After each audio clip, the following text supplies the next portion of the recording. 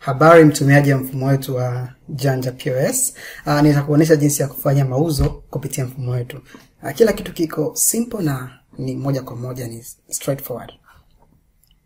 Kwa utabonyeza kitufe kilichoandikwa POS kwa juu hapa ili kukupeleka katika huu kurasa ambao ni ukurasa ambao unakuhusu kufanya mauzo kwa haraka kwa wateja wako.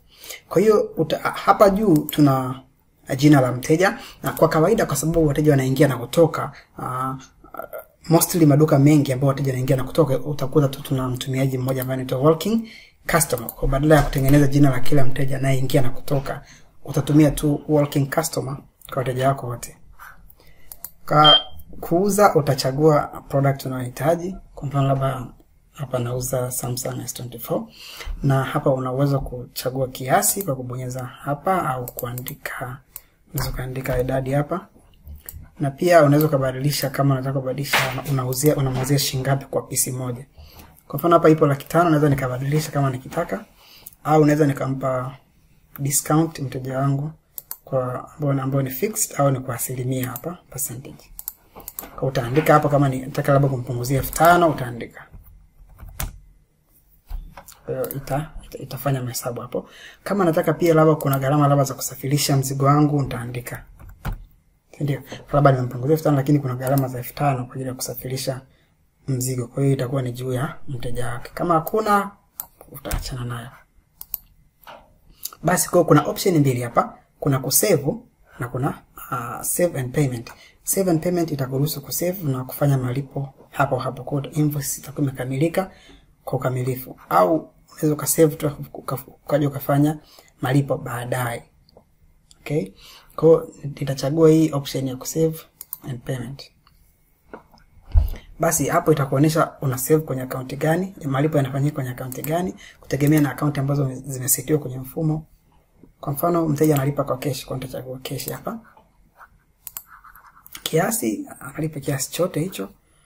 Okay? Basi kama kuna taarifa zingine utajaza hapa, sijui deliver, eneo la deliver na kadhalika. Basi baada ya hapo utabonyeza save. Kwa mfumo utatengeneza hii receipt. Kama umeconnect printer yako, basi automatically itaprint, au unaweza kusave kama PDF. Kwa ni wewe tu. Okay. Basi hapo tumeshafanya mauzo. Sasa tuchukulie option hii ya kusave pia. Save na mzee mteja Samsung hiyo, lakini kwa sasa simple discount, na nitachagua option ya kusave. Kama kwa mfano nataka kucancel, naweza nikacancel hapa. Okay? Au kama nimeweka nyingi, naweza nikabonyeza reset, itafuta kila kitu.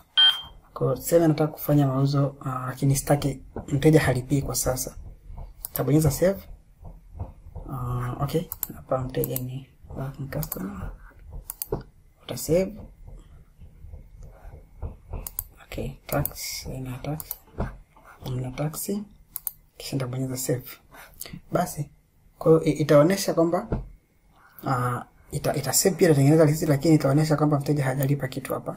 Paid shilingi 0. Okay?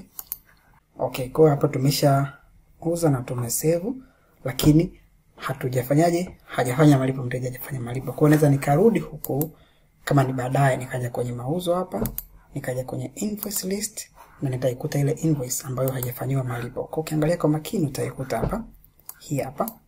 Na kama nataka kufanya malipo, nitakuja kwenye add payment. Okay? Au naweza nika search hapa hiyo invoice kutokana na namba ya invoice. Then naweza nikaja nika add payment, au naweza nika view kuangalia nini ambacho kinaendelea.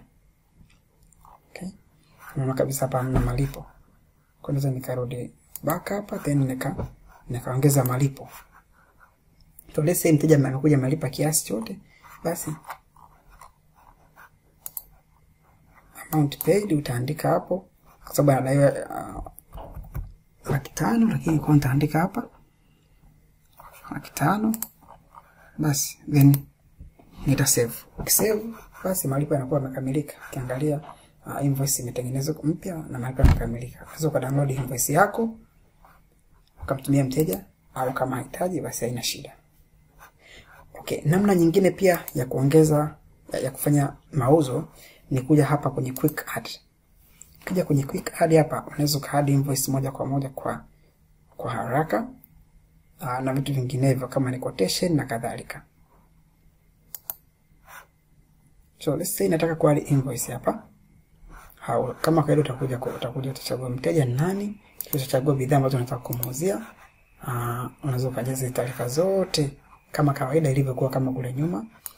Utachagua kama unataka kufanya malipo au la, kisha utakamilisha kila kitu kama ni kujaza kiasi cha malipo na kadhalika. Lakini tuseme kwa sasa sitaki kufanya hivyo, basi hapo ndipo mwisho wa hii tutorial kwa ajili ya kufanya mauzo katika mfumo wa Janja POS.